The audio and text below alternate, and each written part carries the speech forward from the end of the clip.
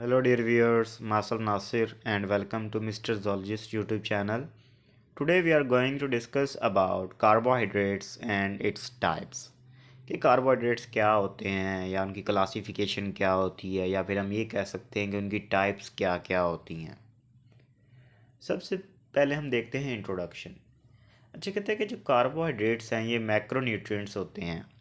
आप लोग एक टर्म से ऑलरेडी फेमिलियर हो गए, अगर नहीं है तो मैं आपको बताता चलूँ कि मैक्रो जो टर्म है वो यूज़ की जाती है लार्ज के लिए।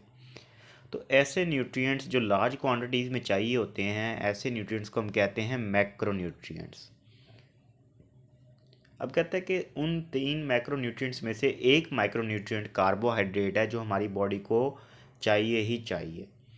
तो ये जो कार्बोहाइड्रेट्स हैं इनको हम इसलिए कार्बोहाइड्रेट्स कहते हैं कि ये मुश्तमिल होते हैं कार्बन, हाइड्रोजन और ऑक्सीजन के ऊपर, उनके केमिकल लेवल के ऊपर। मीन्स से कि अगर हम इनके केमिकल मेकअप की बात कर लें, केमिकल कंपोजिशन की बात कर लें, तो ये तीन एलिमेंट लार्ज अमाउंट में प्रेजेंट होते हैं इनके इनसाइड, जिसमें हमारे पास शामिल है कार्बन, हाइड्रोजन और ऑक्सीजन।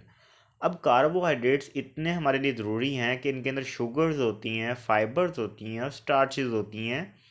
अब ये कंपोनेंट्स सिर्फ एनर्जी भी प्रोवाइड नहीं करते, बल्कि ये स्ट्रक्चर के लिए भी, एग्जिस्टेंस के लिए भी ज़रूरी हैं। अब अगर इनकी ओरिजिन की बात की जाए या इनकी लोकेशन की बात की जाए कि कार्बोहाइड्रेट्स पाए कहाँ जाते हैं, ये इन एक्चुअल पाए जाते हैं ग्रेन्स के अंदर, वेजिटेबल्स के अंदर, फ्रूट्स के अंदर, मिल्क और अदर डेयरी प्रोडक्ट्स के अंदर। अब ये बेसिक फूड ग्रुप्स हैं जो कि इम्पोर्टेंट रोल प्ले करते हैं कि हेल्दी लाइफ के अंदर। अगर आपकी ज़िंदगी में से कार्बोहाइड्रेट्स निकाल लिए जाएं, so your body will become diseased with the deficiency of these components. तो अगर हम कहें तो कार्बोहाइड्रेट्स तो हम डेली बेस पे यूज़ करते ही करते हैं। हमारी बॉडी यूटिलाइज करती है शुगर को as a source of energy. अब जितने भी आप ये फूड मटेरियल लेंगे कार्बोहाइड्रेट्स के, इनसे आपकी बॉडी एक्सट्रैक्ट करती है शुगर को।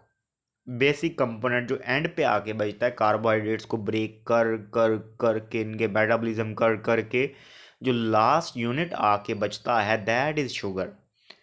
अब इस शुगर से जो एनर्जी निकलती है वो सेल यूज़ करते हैं, ऑर्गन्स और टिश्यूज़। और जो एक्स्ट्रा अमाउंट ऑफ एनर्जी जो शुगर प्रोवाइड करता है वो हमारी बॉडी स्टोर कर लेती है मसल्स के अंदर, और लीवर जो है वो उसको मज़ीद रिक्वायरमेंट्स के लिए, एनर्जी रिक्वायरमेंट्स के लिए ट्रांसफॉर्म कर देता है। अब जो टर्म कार्बोहाइड्रेट है, ये French word term hydrate D carbon से डिराइव्ड है, जिसका मतलब है हाइड्रेट ऑफ कार्बन। अब जनरल फार्मूला कार्बोहाइड्रेट्स का क्या होता है? CnH2ON। That is a general formula that can, ये आपके MCQs के तौर पे आ सकता है, आप इसको तैयार कर सकते हैं इस जनरल फार्मूले को। और वैसे भी आपके कंसेप्ट के लिए भी ये चीज़ जो है वो आपको पता होना ज़रूरी है कि कार्बोहाइड्रेट्स का जनरल फार्मूला क्या होता है। तो जनरल फार्मूला क्या होता है इनका? CnH2ON। अब जो वाटर है वो एज अ होल उसके ऊपर जो एन लगाया हुआ है, मीन्स टू से कि जो जितने कार्बन होंगे हम H2O के बाहर उतने ही जो है वो नंबर लगा देंगे। जैसे कि अगर हमारे पास कार्बन 6 होंगे तो H2O के बाहर भी हम क्या लगाएंगे? 6 लगाएंगे। 6 फिर जो है वो मल्टीप्लाई हो जाएगा H2 से, तो हमारे पास क्या हो जाएगा? 6 टू द 12। और ऑक्सीजन का जहाँ पे कुछ नहीं होता वहाँ पे क्या होता है? 1 होता है। तो 1 के साथ मल्टीप्लाई होगा तो 6 1 6 तो फार्मूला हमारे पास किसका बन जाएगा? ग्लूकोज का। और फ्रक्टोज का और ग्लूकोज का फार्मूला सेम होता है, आगे डिस्कस करेंगे। अच्छा, सबसे पहला जो हमारे पास टाइप है या जो पहली क्लासिफाइड ग्रुप है हमारे पास कार्बोहाइड्रेट्स का, दैट इज़ मोनोसैकराइड्स। अच्छा, मोनोसैकराइड सिंपलेस्ट शुगर्स हैं, इनसे बेसिक और कोई नहीं है हमारे पास कार्बोहाइड्रेट्स दुनिया के अंदर। और मज़ीद आप इससे ज़्यादा ब्रेक डाउन कर भी नहीं सकते कार्बोहाइड्रेट्स को। लास्ट यूनिट जो बच्चा है कार्बोहाइड्रेट्स का वो मोनोसैकराइड्स ही होते हैं। तो ग्लूकोज, फ्रक्टोज, गलैक्टोज, मैनोज, ये सारे हमारे पास मोनोसैकराइड्स हैं। और जो हमारे पास मोनोसैकराइड्स हैं, अगर ये 3 कार्बन पे मुश्तमिल होंगे तो इनको ट्रायोसिस कहेंगे। जैसे कि हमारे पास ग्लिसरॉल्डिहाइड है।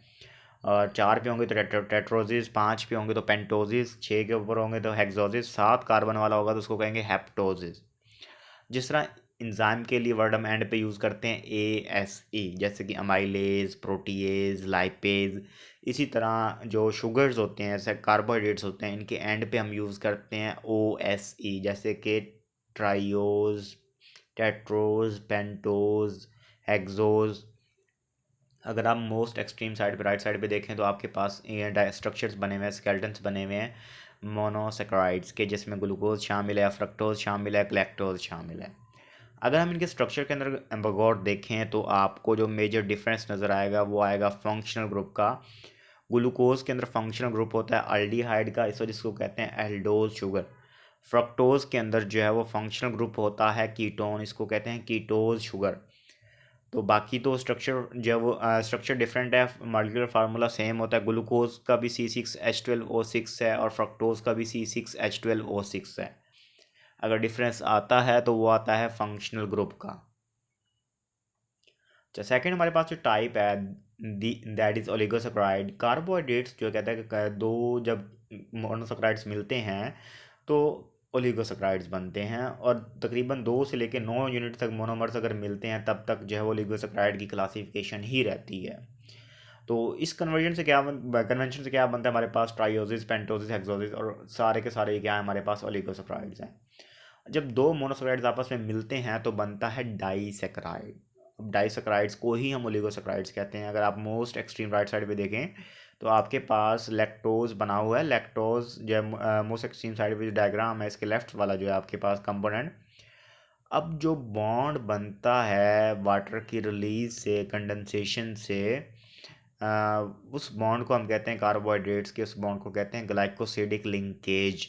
अब ये 1,4 बीटा लिंकेज बना हुआ है बिटवीन ग्लूकोज एंड गलैक्टोज, और एज रिजल्ट जो हमारे पास नया कंपाउंड बना है 1,4 बीटा ग्लाइकोसिडिक लिंकेज के रिजल्ट में इसको कहेंगे लैक्टोज।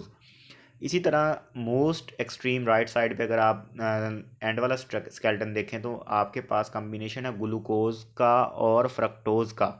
ये है 1,5 बीटा लिंकेज, और 1,5 बीटा लिंकेज के रिजल्ट में जो कंपाउंड बना हमारे पास, नया कार्बोहाइड्रेट बना oligosaccharide, that is sucrose. Sucrose is a combination of glucose and fructose, और जब सक्रोज टूटता है तो वापस यही दोनों निकलते हैं, ग्लूकोज और फ्रक्टोज।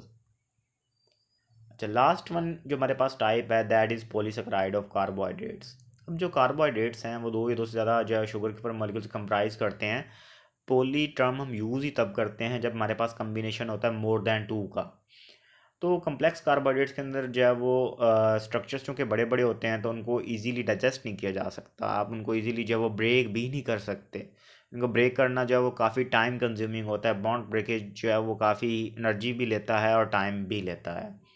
तो पॉलीसेक्राइड्स कम्प्लेक्स कार्बोहाइड्रेट्स होते हैं जो कि छोटे छोटे मोनोमर्स के मिलने से बनते हैं, और हज़ारों की तादाद में मोनोमर्स मिलते हैं तो हमारे पास जो है वो पॉलीसेक्राइड्स के स्ट्रक्चर्स बनते हैं, जैसे कि आपकी डायग्राम के अंदर विजिबल है मोस्ट राइट साइड पे।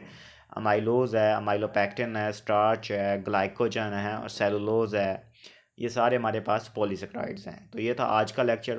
उम्मीद है कि आपको समझ आई होगी। मिलते हैं नेक्स्ट वीडियो में, तब तक के लिए पीस आउट।